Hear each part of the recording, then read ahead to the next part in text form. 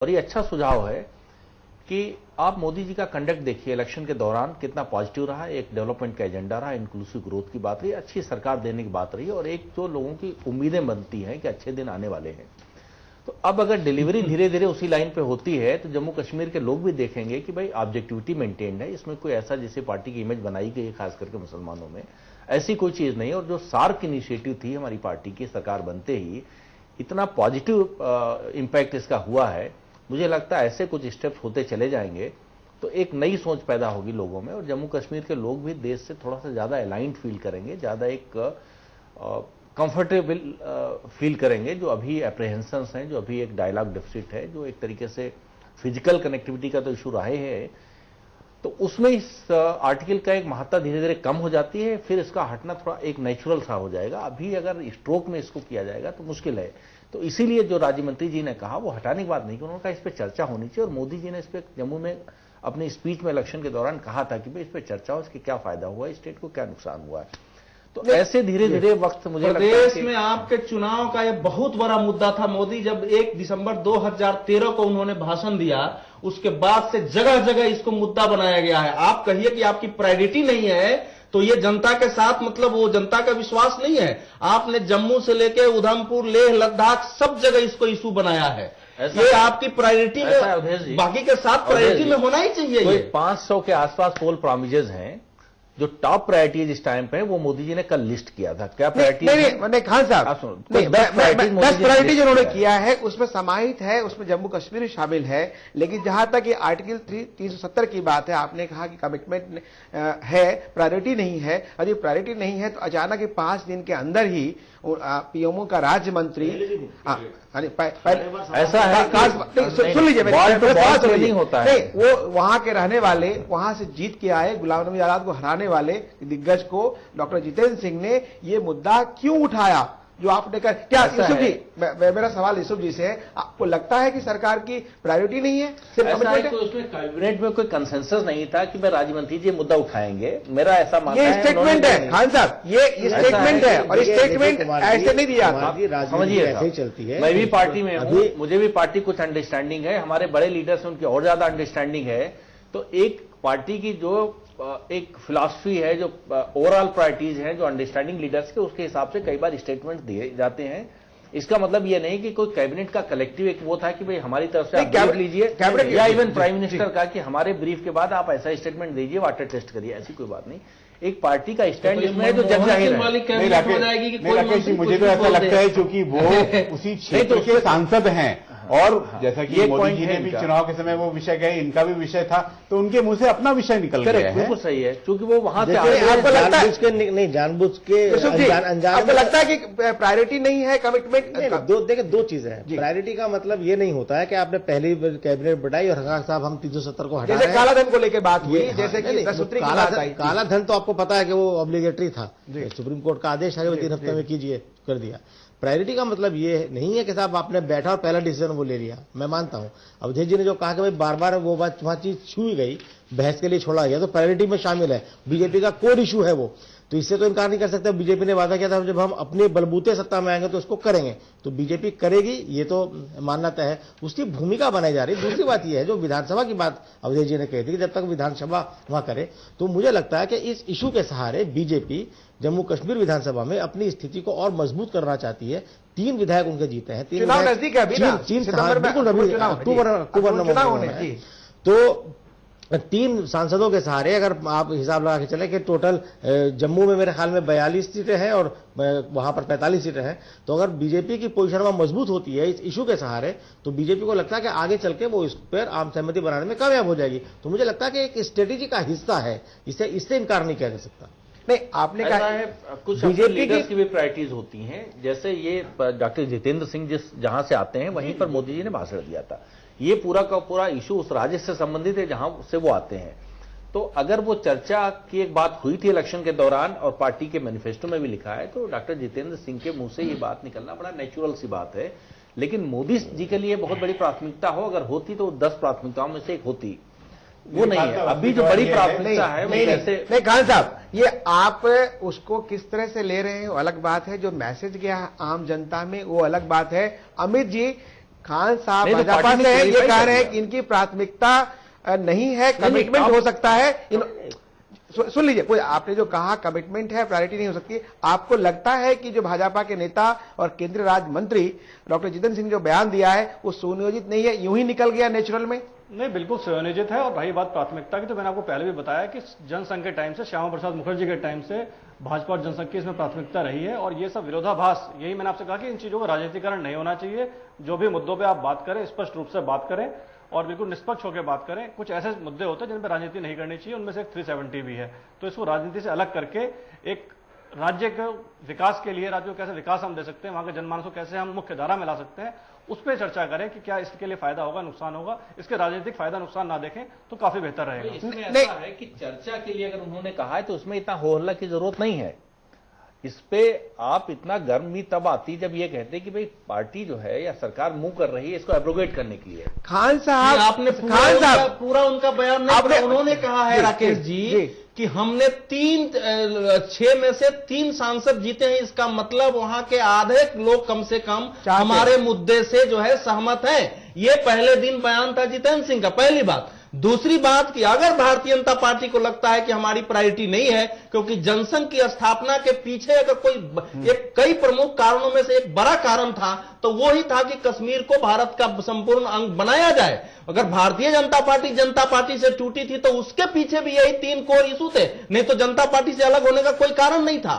तो ये जो खान साहब कह रहे हैं कि हमारी प्रायोरिटी में नहीं है, तात्कालिक रूप से 1 मिनट मान भी ले, लेकिन ये इससे देश में अच्छा मैसेज नहीं जा रहा। अगर आपकी प्रायोरिटी नहीं है तो उस मंत्री को फिर गैर जिम्मेदार बयान ये दिया गया है, ये फिर इरिस्पॉन्सिबल बयान है, क्योंकि आप ऐसे नहीं कर सकते हैं कि हम हालांकि हमारी कोई प्रायोरिटी नहीं है। अवधेश जी, हालांकि भाजपा के नहीं, अंदर ये बात देखिए, खान साहब तरफ से, सरकार की तरफ से क्लेरिफिकेशन आया, स्पष्टीकरण आया, उसके बाद में कम से कम क्लैरिटी हो जानी चाहिए कि इमीडिएट या टॉप प्रायोरिटीज में नहीं। अगर होता तो जो मोदी जी का नेक्स्ट डे 10 पॉइंट्स आए उसमें से एक निकल के आता।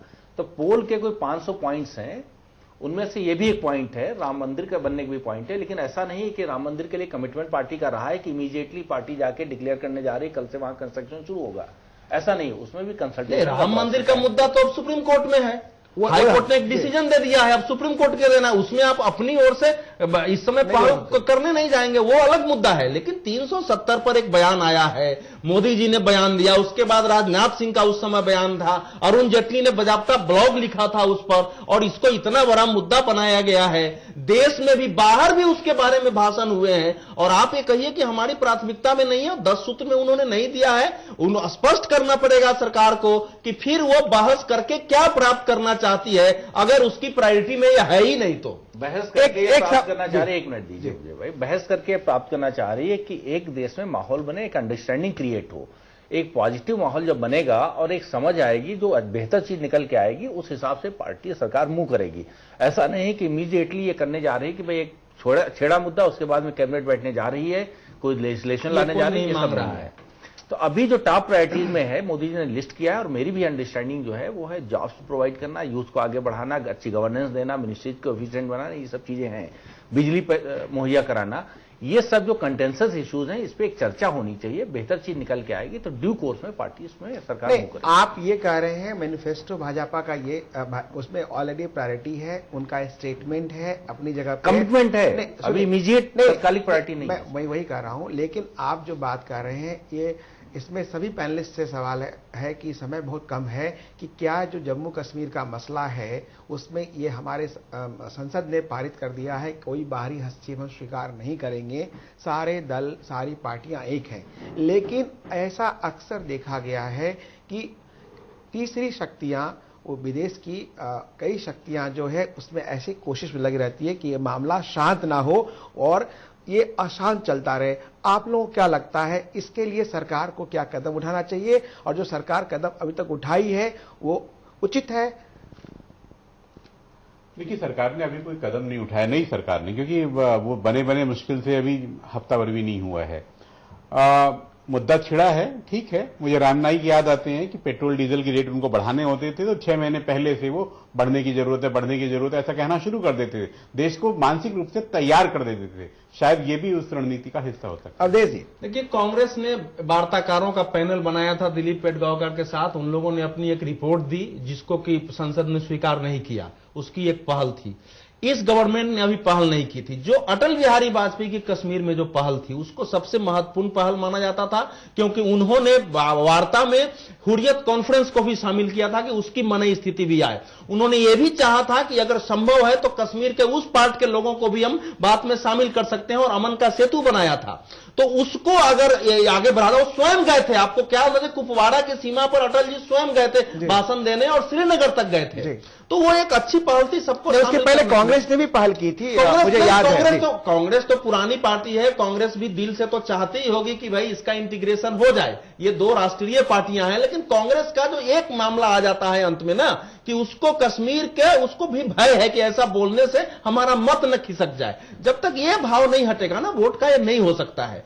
कश्मीर पर एक नए सिरे से अभिनव पहल की जरूरत है। अटल बिहारी वाजपेयी के समय को आधार बनाया जाए, युद्ध विराम समझौते पर पाकिस्तान से कराई की जाए कि ये लागू हो, वो सब अलग मसला है। 370 उससे अलग है, ये दोनों दो चीजें। मेरा सवाल ये था कि प्रोफेसर हनीफ रामे पाकिस्तान पीपल्स पार्टी के संस्थापक सदस्य रहे, और मैंने इंटरव्यू किया था, वो एक दस्तावेजी तथ्य है। उन्होंने कहा था कि अमेरिका कश्मीर को बफर स्टेट बना के भारत और पाकिस्तान दोनों पर नजर रखना चाहता है। तो मेरा सवाल, सीधा सवाल है, क्या अमेरिका या अन्य शक्तियों का वो उनकी ऐसी आपको लगता है कि चाहते नहीं है कि कश्मीर, जम्मू कश्मीर? नहीं, अब वो समय बीत चुका है, इसलिए मैं तो अब इसको वो मानता है। वो समय एक समय था जब कोल्ड वॉर चल रहा था, जब पाकिस्तान उनका। इस समय भारत अमेरिका का स्ट्रेटेजिक पार्टनर है। अमेरिका हमारा सामरिक साझेदार है। एशिया में उसके साथ हम अपना डिफेंस जो है, मिलिट्री ऑपरेशन कर रहे हैं, साथ साथ मिलकर के ट्रेनिंग लेते हैं। साउथ ईस्ट एशिया में, पूरा पैसिफिक में हमारा उसके साथ जो है हमारी और उनकी मिलिट्री अभ्यास कर रही है। वो चीजें अब बदल चुकी हैं। जी जी, जो कुछ वहां कर रहा है केवल पाकिस्तान से सीमा पार से हो रहा है, बाकी किसी देश का उसमें कोई इंटरेस्ट नहीं है। अब सबसे पैनलिस्ट से एक छोटा सवाल, संक्षिप्त आंसर, समय बहुत ही कम है। मोदी जी का जो गवर्नेंस है और इंदिरा गांधी का जो गवर्नेंस था, दोनों में आप कितनी समानता देखते हैं?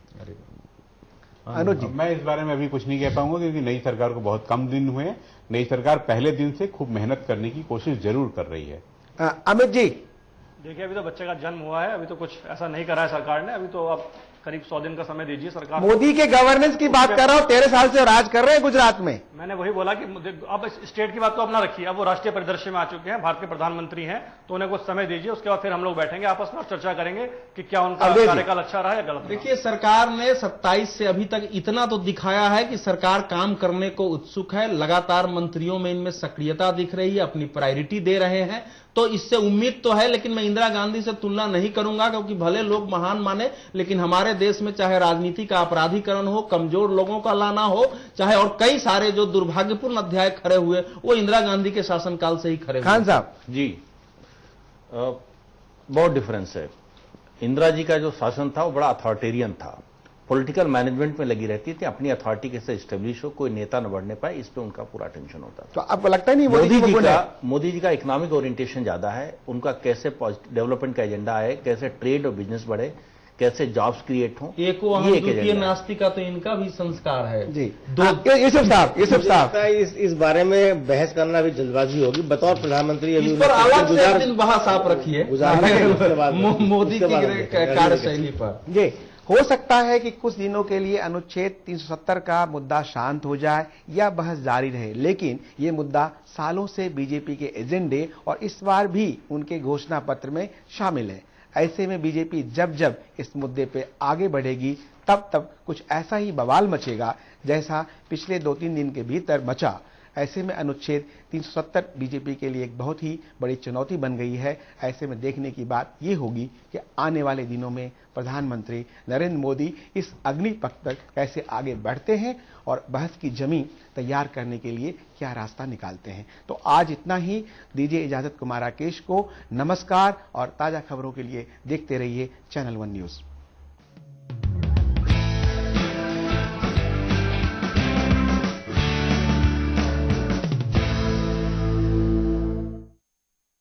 श्री आपा गीगा नो ओटलो। गुजरात के चोटीला में श्री आपा गीगा के ओटले पर होगा श्री नरेंद्र बापू, श्री जीवराज बापू की तिलक विधि और चादर विधि। 250 संत महंतों की उपस्थिति में होगी धर्म सभा और साथ साथ 150 बेटियों की शादी और संत वाणी का कार्यक्रम। आइए आप भी इस पावनकारी पर्व में शामिल हो। सियासत के गलियारों से निकला मुद्दा हो,